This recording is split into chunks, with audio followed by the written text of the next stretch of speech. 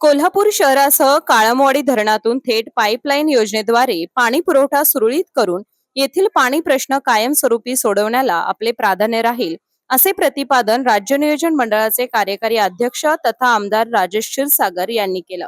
थेट पाईपलाईन योजनेद्वारे होणाऱ्या पाणी पुरवठा योजनेस बळकटी येण्यासाठी धरण परिसरात महापारेषणचे सबस्टेशन स्थापन करण्यासंदर्भात आज जिल्हाधिकारी कार्यालयात समन्वय बैठकीचं आयोजन करण्यात आलं होतं. पाणी पुरवठा पुण्याच्या अनुषंगाने धरण क्षेत्रात महापारेषणचे सबस्टेशन होणे आवश्यक आहे. हे सबस्टेशन उभे करण्यासाठी MSCB ला किती कालावधी लागेल याचीही विचारणा क्षीरसागर यांनी याप्रसंगी केली.